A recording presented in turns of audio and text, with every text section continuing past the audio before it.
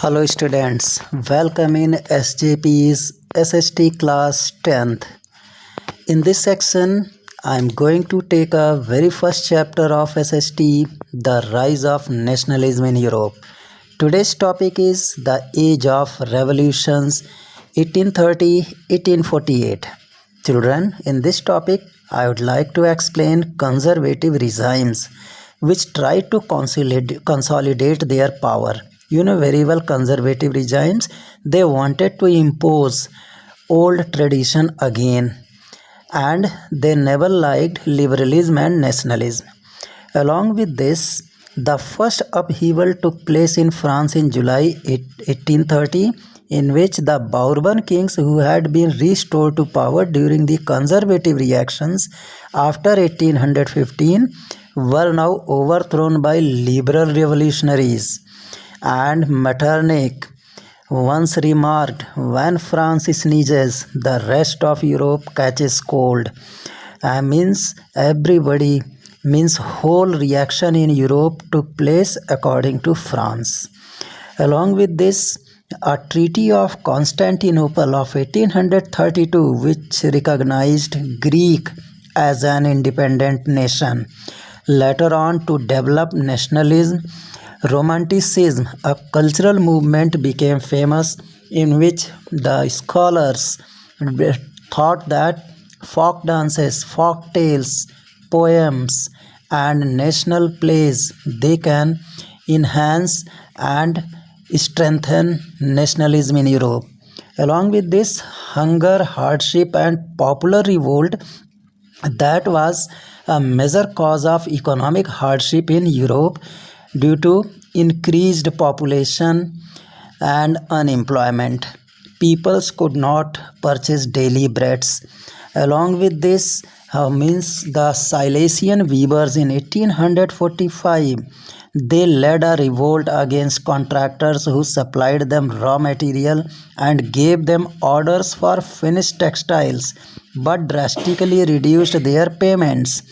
Along with this, on 4 June at 2 p.m., a large crowd of weavers emerged from their homes and marched pairs up to the mason of their contractor, demanding higher wages. After refusal, they created a lot of problems and plundered their storehouse. They destroyed whole property, and all these peoples had to flee off from Europe. So in this section, we will also describe the cause of the Silesian weavers uprising, and we will discuss an activity in which, if we are a weaver and we had seen the events, then what should be our report.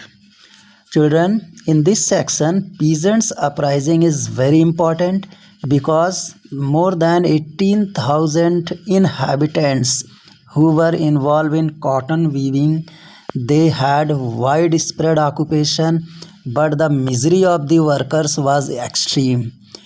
They could not get job. They had what? Hello students, myself SJP. I am going to explain SST class 10th, the very first chapter of history, the rise of nationalism in Europe. My today's topic is the age of revolution 1830-1848. Children, here, as conservative regimes try to consolidate their power, liberalism and nationalism came to be increasingly associated with revolution in many regions of Europe, such as the Italian and German states, the provinces of Ottoman Empire, Ireland and Poland. Means in Europe, during 1830 onward, conservative regimes, they were ruling, and their principles were maintained all over Europe. But due to liberalism and nationalism, the idea of liberalism and nationalism increased so highly that it came in the form of revolution in many regions of Europe. Europe के बहुत से क्षेत्रों में revolution होने लगे, क्योंकि liberalism और nationalism कि जो आइडियाज़ थे वो काफ़ी बढ़ गए थे और लोग जो है इसके लिए जो है रेवोल्यूशन करने के लिए तैयार हो गए थे, क्योंकि उन्हें कंजर्वेटिव प्रिंसिपल्स में जो है मोनार्ची रूल की आइडियाज़ दिख रहे थे। सो बहुत सारे provinces such as Ottoman empire, Ireland and Poland, ये सब के सब जो है रेवोल्यूशंस में रेवोल्यूशन करने लगे, क्रांति करने लगे। These revolutions were led by liberal nationalist belonging to the educated middle class elite, among whom were professors, school teachers, clerks and members of the commercial middle classes। तो ये सारे रेवोल्यूशंस जो हुए, जो क्रांतियाँ हुई, उनको किसने लीड किया? उनको लीड करने वाले लिबरल नेशनलिस्ट थे। और ये लिबरल नेशनलिस्ट जो थे ये एजुकेटेड मिडिल क्लास इलाइट्स, जो पढ़े लिखे शिक्षित मध्यम वर्ग के इलाइट्स थे, संभ्रांत परिवार के लोग, संपन्न, जो फाइनेंशियली एंड सोशली काफ़ी फ्लोरिश कर चुके थे। और इनमें ख़ास तौर से प्रोफेसर्स थे, स्कूल टीचर्स थे, क्लर्क्स थे और members of commercial middle classes, जो हमारे कॉमर्शियल यूनिट्स जैसे ट्रेडर्स, मर्चेंट्स, उनके जो क्लासेस थे उनके मेंबर्स भी जो है इसमें पार्टिसिपेट करने लगे और इन्होंने रेवोल्यूशंस स्टार्ट कर दिए। The first upheaval took place in France in July 1830। सबसे पहला रेवोल्यूशन का जो है स्टार्टिंग की शुरुआत जो है फ्रांस में जो है इसका असर दिखा इस रेवोल्यूशन का 1830 में। और ये जो है the Bourbon kings who had been restored to power during the conservative reaction after 1815, जो बाउरबन किंग्स थे जो फिर से मोनार्ची रूल उनको हासिल हो चुका था और पावर में आ चुके थे, क्योंकि उस समय कंजर्वेटिव प्रिंसिपल्स के लोग काफ़ी ज़्यादा डोमिनेंट हो गए थे, हावी हो गए थे 1815 के बाद। They were now overthrown by liberal revolutionaries. अब फिर से उन्हें जो है जो लिबरल रेवोल्यूशनरीज थे, जो उदारवादी क्रांतिकारी लोग थे, इन्होंने उनको फिर से उखाड़ कर फेंक दिया। They installed a constitutional monarchy with Louis Philippe at its head, क्योंकि ये सारे लोगों ने मिल करके लुइस फिलिप के साथ जो है एक कॉन्स्टिट्यूशनल मोनार्ची इस्टेब्लिश कर चुके थे। When France sneezes Metternich once remarked, Metternich जो था उसने एक रिमार्क दिया था कि जब फ्रांस को छींक आती है तो the rest of Europe catches cold, तो संपूर्ण यूरोप को, जो शेष यूरोप है उसको भी सर्दी हो जाती है। इसका मतलब क्या है? The July revolution sparked an uprising in Brussels which led to Belgium breaking away from the United Kingdoms of Netherlands. जुलाई में जो रेवोल्यूशन की चिंगारी जो थी वो एक संघर्ष में बदल गई और इसने बेल्जियम को जो है यूनाइटेड किंगडम से अलग कर दिया, तोड़ के रख दिया, जो कि उसके बाद an event that mobilised nationalist feeling among the educated elite across Europe was the Greek war of independence. और एक घटना ऐसी घटी जिसने जो है जो एजुकेटेड इलाइट्स थे, जो शिक्षित वर्ग के संभ्रांत परिवार, बहुत संपन्न परिवार के लोग थे, उनके अंदर एक नेशनलिस्टिक फीलिंग्स आ गई। और वो किसकी वजह से आई? पूरे यूरोप में एक ग्रीक वार ऑफ इंडिपेंडेंस छिड़ गया, जिसकी वजह से, और इसकी वजह से, इनकी नेशनलिस्टिक फीलिंग की वजह से एक ग्रीक वार ऑफ इंडिपेंडेंस छिड़ गया। Greek had been part of Ottoman empire since the 15th century. Greek लोग ऑटोमन एम्पायर के हिस्से थे और ये जो है 15th सेंचुरी से ही थे। So the growth of revolutionary nationalism in Europe sparked of a struggle for independence amongst the Greeks which began in 1821। और इस प्रकार से जो है ये जो रेवोल्यूशनरी नेशनलिज्म की भावना, क्रांतिकारी राष्ट्रीयता की भावना पूरे यूरोप में चिंगारी की तरह भड़क उठी। इसने जो है ग्रीक में एक आज़ादी की लड़ाई का बिगुल फूंक दिया और ये जो है 1821 में हुआ। Nationalists in Greek got supported from other Greeks living in exile and also from many West Europeans who had sympathies for ancient Greek culture. तो ये जो हमारे नेशनलिस्ट थे, ग्रीक के जो राष्ट्रीयता की भावना रखने वाले लोग थे, उनको कई लोगों ने सपोर्ट किया, ख़ास तौर से जो ग्रीक से जो है बाहर कर दिए गए थे और जो वेस्टर्न यूरोपियंस के लोग थे उनकी भी सिंपैथी थी, वो काफ़ी संवेदनशील थे ग्रीक कल्चर के प्रति, पुराने ग्रीक कल्चर के प्रति उनकी सिंपैथी बहुत अधिक थी, काफ़ी संवेदनशील थे. So poets and artist lauded Greek as the cradle of European civilisation and mobilised public opinion to support its struggle against a Muslim empire. इस तरीके से जो हमारे पोएट्स थे उस समय के, जो कवि थे, आर्टिस्ट, बड़े बड़े कलाकार, उन्होंने ग्रीक को जो है उसको उन्होंने अपने कविताओं में, अपनी कलाओं में उसका बखान किया और उन्होंने कहा कि यूरोपियन सिविलाइजेशन की ये जननी है Greek, and mobilised public opinion to support its struggle against a Muslim empire.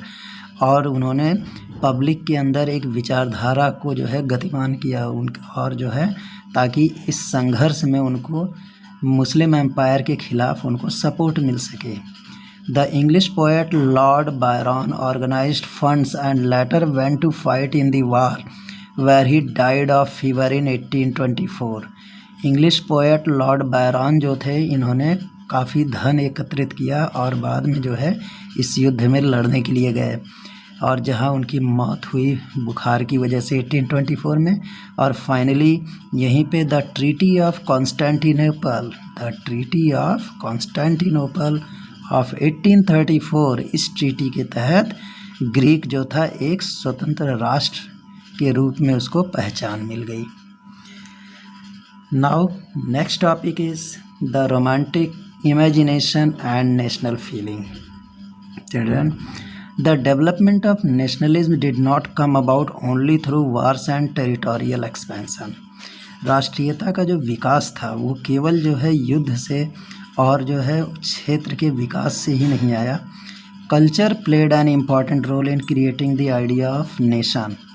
वहाँ की संस्कृति उसने जो है एक बहुत इम्पॉर्टेंट रोल प्ले किया और इस तरीके से एक नेशन का आइडिया उनके अंदर क्रिएट होने लगा, उनके अंदर एक नेशन का आइडिया जो है डेवलप होने लगा. इनमें art and poetry, stories and music helped express and shape nationalist feelings. इनमें जो है आर्ट और पोएट्री, फिर कहानियाँ, म्यूज़िक, इन सब ने जो है उनकी राष्ट्रीयता की जो भावना थी उसको एक नया आकार दिया. Let us look at Romanticism, a cultural movement which sought to develop a particular form of nationalist sentiment. चलिए अब हम देखते हैं रोमांटिसिज्म को. ये एक कल्चरल मूवमेंट था. Romanticism was a cultural movement जिसने जो है एक नेशनलिस्ट सेंटीमेंट, एक जो है राष्ट्रीयता की भावना लोगों के अंदर डेवलप किया, उनके अंदर जो है विकसित किया. Romantic artist and poets generally criticise the glorification of reason and science. और जो रोमांटिक आर्टिस्ट थे और इसके जो कवि थे, उन्होंने जो है जो साइंस और जो तर्क शक्ति पर आधारित जो व्यवस्था थी उसकी उन्होंने आलोचना की. यस स्टूडेंट्स, ये जो पिक्चर आप देख रहे हैं ये एक मसाकर एट चियोस. चियोस एक आइलैंड है जो कि उस आइलैंड पे जो है फ्रेंच रोमांटिक पेंटर जिनका नाम था डेला क्रॉकिक्स, ये एक फ्रेंच पेंटर थे और ये रोमांटिसिज्म पर इन्होंने पेंटिंग्स बनाई थी. और उनकी ये पेंटिंग जो है 4.19 मीटर लंबी और 3.54 मीटर चौड़ी है. और इस पेंटिंग में कौन सी घटना दिखाई गई है कि 20,000 साल पहले Greeks were said to have been killed by Turks on the island of Chios. जो ग्रीक्स लोग थे, ऐसा कहा जाता था कि इनको टर्क लोगों ने इनका कत्ल किया, इनके हाथों ये मारे गए थे, ऐसे 20,000 ग्रीक्स. और बाय ड्रामेटाइजिंग द इंसिडेंट, और इस घटना को एक नाटकीय तौर पे दिखाने के लिए, and focus on the suffering of women and children, और वहाँ की महिलाओं और बच्चों पर जो सफरिंग हुई, बहुत तकलीफ़ें हुई, उसको फोकस करने के लिए एंड यूजिंग विविड कलर्स, और विभिन्न प्रकार के कलर्स को यूज़ करके Delacroix sought to appeal to the emotions of the spectators. तो ये जो पेंटर है जिसने सोचा कि हम किसी तरीके से दर्शकों का जो है ध्यान अपनी तरफ आकर्षित करें, तो इसमें जो है ये पेंटिंग जो है ये काफ़ी पॉपुलर हुई यूरोप में और आगे चल कर के ये हुआ। And finally it focused instead of emotions. Finally we had seen जो रोमांटिसिज्म था उसने जो है लोगों के इमोशंस पर फोकस किया, इंट्यूशन एंड मिस्टिकल फीलिंग्स, और लोगों के अंदर एक जो है एक फीलिंग डेवलप होने लगी कल्चर के प्रति। Their effort was to create a sense of shared collective heritage. उनका प्रयास क्या था कि एक ऐसा सेंस क्रिएट करना ताकि लोगों में एक कलेक्टिव हेरिटेज, एक जो है संगठित जो है उनके अंदर एक कला विकसित हो, उसका एक सेंस विकसित हो। A common cultural past as the basis of nation. जो हमारे बीते हुए पास्ट हैं, जो हमारे बीते हुए दिन हैं, वही हमारे एक राष्ट्र बनने का आधार हो सकते हैं। यहाँ पे other romantics such as German philosopher John Gottfried Herder, इन्होंने क्लेम किया कि true German culture was to be discovered among the common people. ये जॉन गॉटफ्राइड हर्डर ने दावा किया कि सच्चा जर्मन कल्चर जो है वो कॉमन पीपल से जो है हम प्राप्त कर सकते हैं, उनके अंदर खोज सकते हैं। डास वॉल्क जिसको कहा गया, it was through folk songs, folk poetry and folk dances that the true spirit of nation was popularised. उन्होंने कहा कि जो हमारे जर्मनी के जो फोक सॉन्ग्स हैं, वहाँ की फोक पोएट्री है और जो फोक डांसेस हैं, तो इन सारी चीज़ों में जर्मनी की आत्मा छुपी हुई है, एक नेशन की, और इसी को अगर हम पॉपुलराइज़ करें तो लोगों में जो है एक यूनिटी डेवलप होगी और जर्मनी एक नेशन स्टेट बन करके उभरेगा।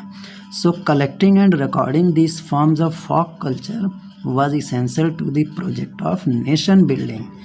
इसलिए इन सारी चीज़ों का एकत्रीकरण करना, कलेक्ट करना और उसको रिकॉर्ड करना फोक कल्चर के रूप में, ये एक उनका एक बहुत ही महत्वपूर्ण प्रोजेक्ट बन गया, और उन्होंने सोचा कि इसी से हम नेशन बिल्डिंग कर सकते हैं। Yes students, the emphasis on vernacular language and the collection of local folklore was not just to recover an ancient national spirit but also to carry the modern nationalist message to large audiences who were mostly illiterate।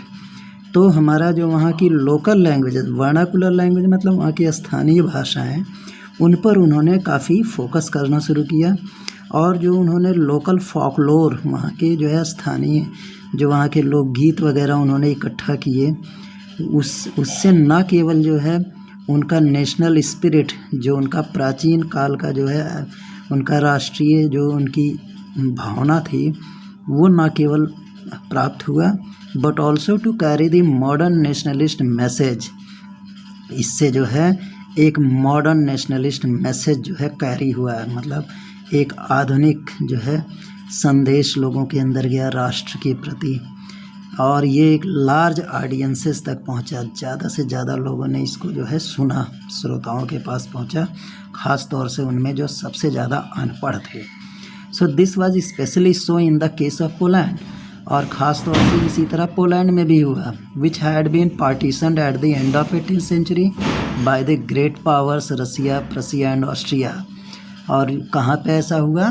Poland में, जो कि Poland जो कि पहले जो है 18th century में अलग हो चुका था ग्रेट पावर्स से। रसिया, प्रसिया और ऑस्ट्रिया का हिस्सा था पहले पोलैंड, बाद में ये अलग हो गया था।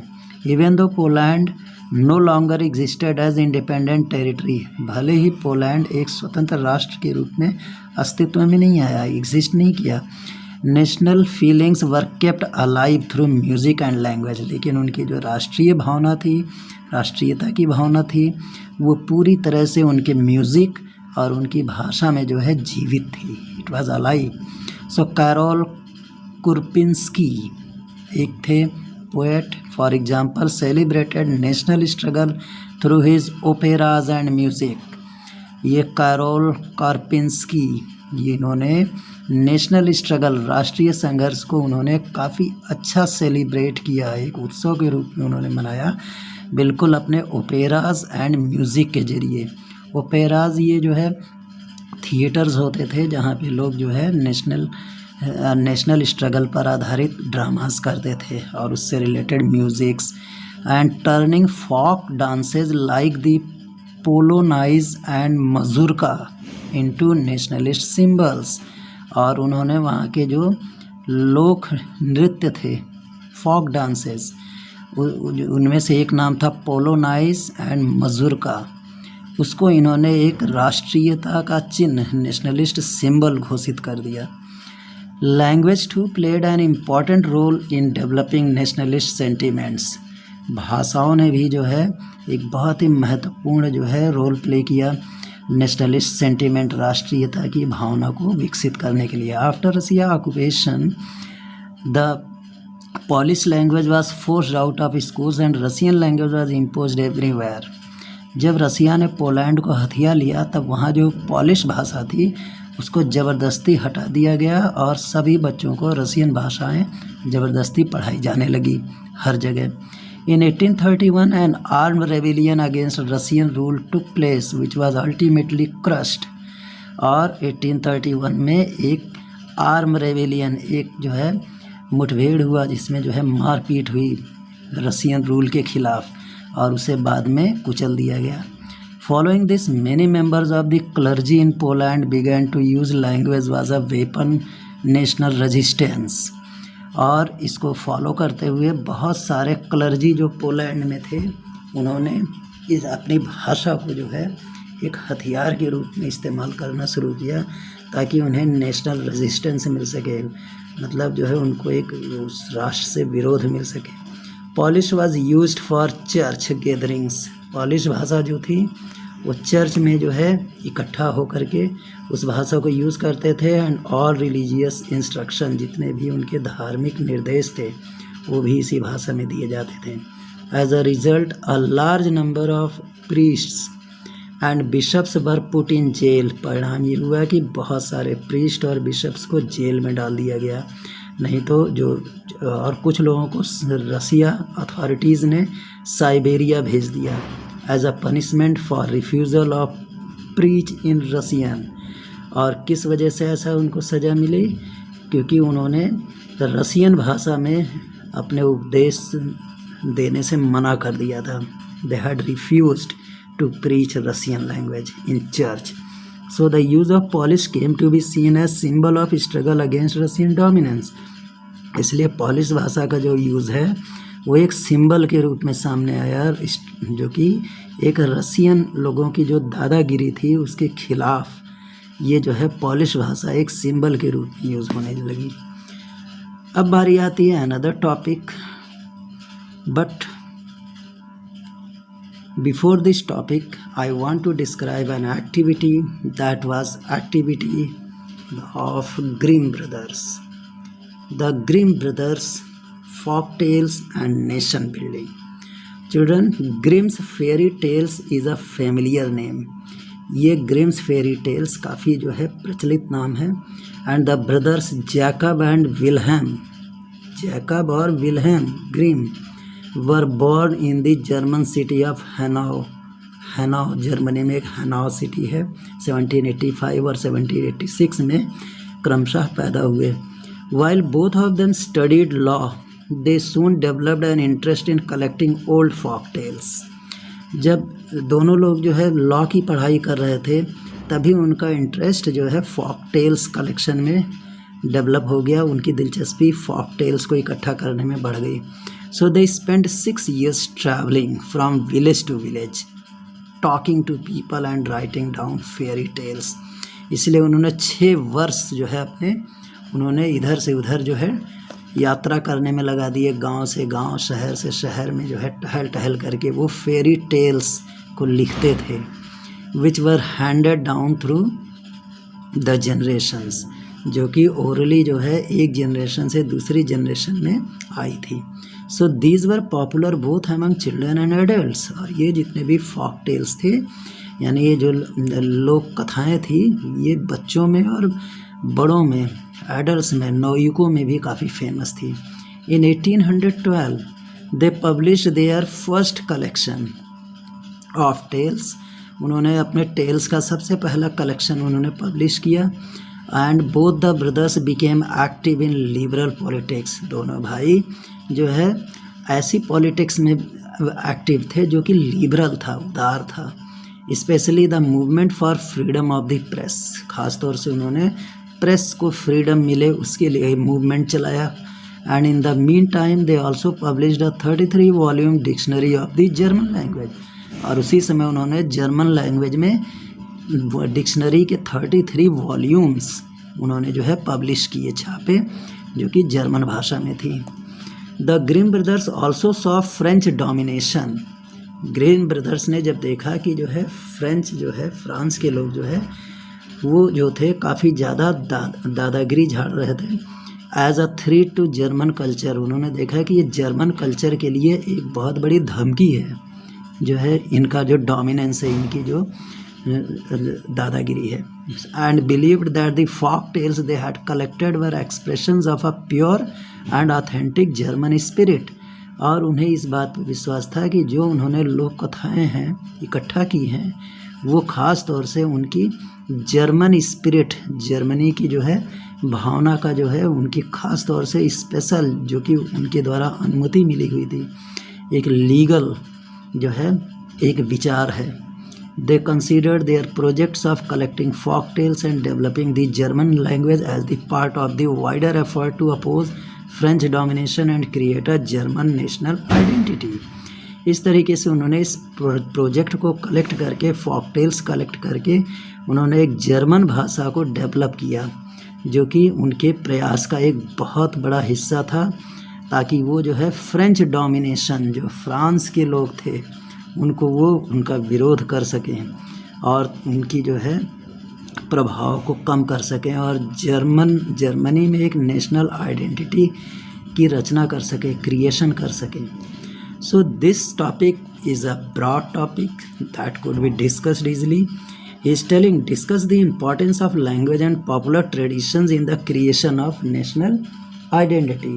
I think this can be discussed easily, and if we think over this topic, then we can say that according to my view, the development of nationalism does not come about only through wars and territorial expansion. मेरे ख्याल से जो nationalism का development है वो युद्ध से और क्षेत्र के विकास से नहीं हो सकता। Culture plays an important role in creation of national identity. National identity create करने के लिए कल्चर का भी एक इम्पॉर्टेंट रोल है। Culture of a country includes its language, art and poetry, stories and music popular. जो भी हमारी कल्चरल नेशनल आइडेंटिटी है और जो हमारी कल्चर है कंट्री की, उसमें हमारी लैंग्वेज, हमारा आर्ट, पोएट्री, स्टोरीज, म्यूज़िक सब पॉपुलर हो, तब हमारा कल्चर स्ट्रांग होता है। सो ट्रेडिशंस भी होता है उसमें। Philosophers think that to know folk culture, that is tradition of a country, is an essential for a national building. मतलब जो हमारे फिलोसफर्स थे, उनकी सोच ये थी कि हमारा जो फॉक कल्चर है यही हमारे नेशन बिल्डिंग को जो है मजबूत कर सकता है। So these traditions of folk songs, folk poetry and folk dances of country bind the people by the thread of togetherness and pride. इस तरीके से हमारा जो राष्ट्रीय गीत है, हमारे जो राष्ट्रीय काव्य है, हमारे जो राष्ट्रीय नृत्य है, ये सब जो है हमारे लोगों को एकता के सूत्र में बांधते हैं और उन्हें एक साथ रहने का एक उन्हें सम्मान प्रदान करते हैं। They give the feeling of culturally and United nation. और इस तरीके से उन्हें एक सांस्कृतिक और एक एक संगठित राष्ट्र की फीलिंग उनके अंदर आती है। So languages to play an important role in developing nationalist sentiments. दूसरी चीज़, हमारी जो लैंग्वेज है, भाषा है, वो भी नेशनलिस्ट सेंटिमेंट यानी राष्ट्रीय भावना को डेवलप करने के लिए बहुत इम्पॉर्टेंट है। So after Russian occupation the Polish language was forced out of schools. Russian occupation, जब रसिया ने इंटरेस्ट लिया पोलैंड पे, तो जो पोलिश लैंग्वेज था वो स्कूल से उनको ज़बरदस्ती हटा दिया गया और रशियन लैंग्वेज उनके ऊपर ज़बरदस्ती थोप दिया गया। So many members of the clergy in Poland began to use Polish language. बहुत से क्लर्जी लोग जो थे वो चर्च में पोलिश लैंग्वेज में प्रीचिंग करने लगे, वहाँ पे अपने उपदेश देने लगे, और इस तरीके से रसिया ने उनको काफ़ी परेशान किया। इस तरीके से the language and popular traditions of a country help in creation of national identity. इस तरीके से हम कह सकते हैं कि जो हमारा लैंग्वेज है, हमारा जो ये सबसे पॉपुलर चीज़ है, मतलब ये हमारे नेशनल आइडेंटिटी यानी एक राष्ट्र के पहचान के लिए बहुत ज़रूरी है। Students, now I am coming one of the most important topic of this lesson, that is hunger, hardship and popular revolt. Children, the 1830s were years of great economic hardship in Europe. 1830 का जो वर्ष था वो जो है Europe के लिए आर्थिक क्षेत्र में बहुत कठिन समय था। वहाँ बहुत कठिनाई पैदा हो गई थी। The first half of the 19th century saw an enormous increase in population all over Europe. जो पहले 19th century का जो पहला हाफ पोर्शन था, उस सेंचुरी में ये देखा गया है कि वहाँ पे इनॉर्मस इंक्रीज़ इन पॉपुलेशन, बहुत तीव्र गति से जनसंख्या वृद्धि हुई। In most countries there were more seekers of jobs than employment. बहुत सारे कंट्रीज़ में more seekers of jobs than employment, जितनी नौकरी नहीं थी उससे ज़्यादा नौकरी चाहने वाले लोग थे। So population from rural areas migrated to the cities to live in overcrowded slums. तो जो ग्रामीण क्षेत्र की जनसंख्या थी वो बहुत तेज़ी से जो है शहरों की तरफ पलायन करने लगी, वहाँ स्थानांतरित होने लगी, और वहाँ जो है भीड़ भाड़ वाली झुग्गी झोपड़ी बनने लगी। So small producers in towns were often faced with stiff competition from imports of cheap machine-made goods from England, where industrialization was more advanced than on the continent. इस तरीके से जो छोटे छोटे प्रोड्यूसर्स थे, छोटे छोटे जो हमारे प्रोडक्शन करने वाले लोग थे टाउन्स में, उन्हें बहुत तगड़ा कंपटीशन फेस करना पड़ा, क्योंकि उन्हें जो है इंग्लैंड से सस्ते सामान, सस्ते वस्तुएं जो है उपलब्ध होने लगी थी, जहाँ क्योंकि वहाँ पे इंडस्ट्रियलाइजेशन सबसे पहले उस महाद्वीप, यूरोप महाद्वीप में सबसे पहले इंग्लैंड में ही इंडस्ट्रियल रेवोल्यूशन हुआ था। So this was specially so in textile production.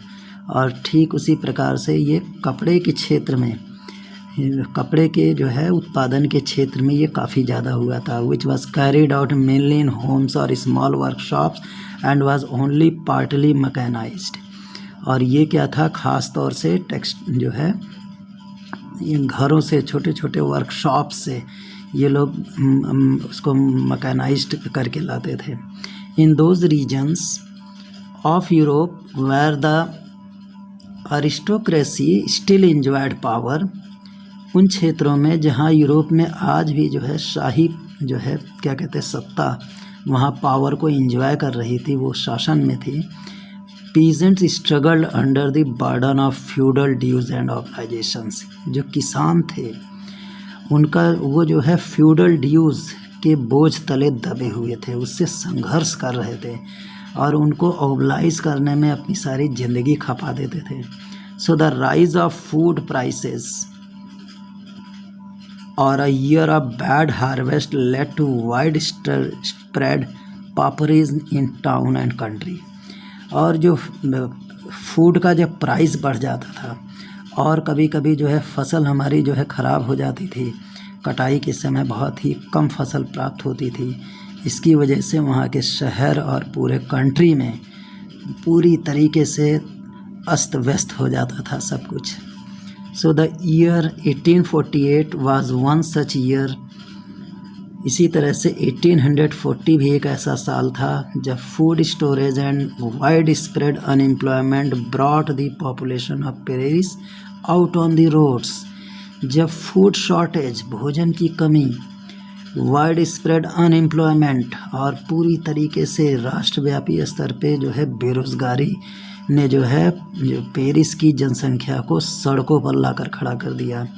Barricades were erected and Louis Philippe was forced to flee.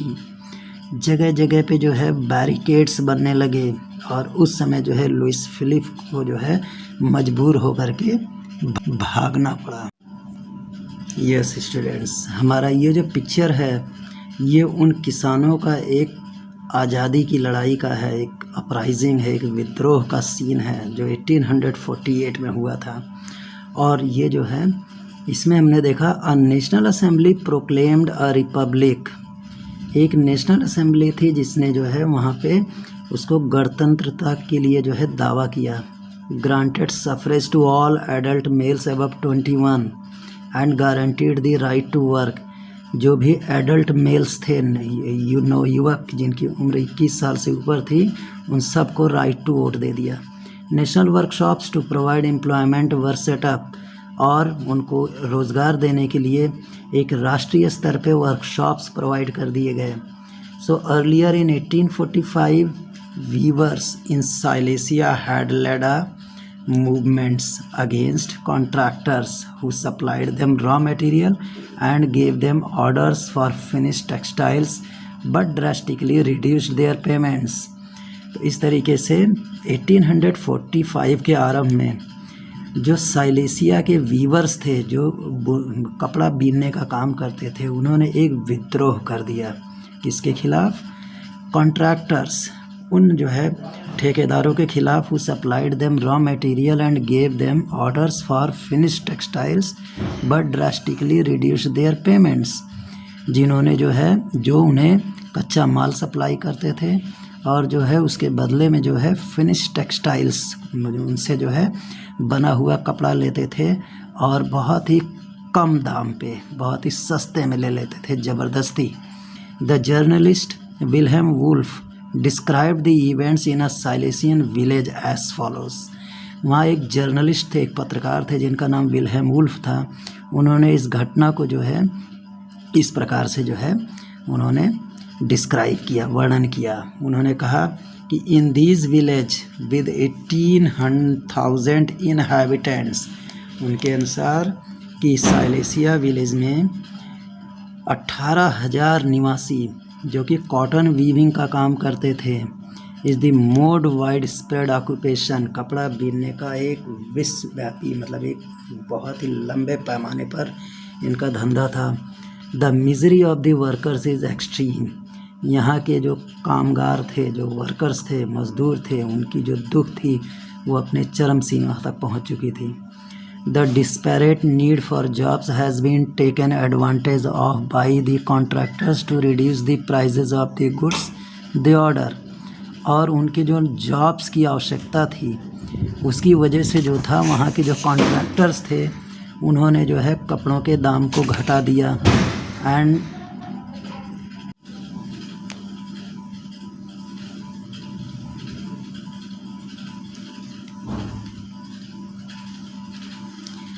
Four June को 2 बजे 4 जून को 2 बजे एक बहुत भारी भीड़, जो कि वीवर्स की भीड़ थी, वहाँ कपड़े बीनने वालों की भीड़ थी, उनके घरों में जो है घुसने लगी। और वो पूरी तरीके से जो है वहाँ पे पेयर्स में जोड़ा बना करके वहाँ के जो हवेलियाँ थी कॉन्ट्रैक्टर्स की, उनसे जो है हायर वेजेस की मांग करने लगे। उन्होंने कहा हमें अधिक से अधिक वेज दो, हमें जो है हमारा जो है वेजेस, हमारी मजदूरी बढ़ाओ, और ज़्यादा वेजेस चाहिए। तो इस तरीके से they were treated with scorn and threats alternately.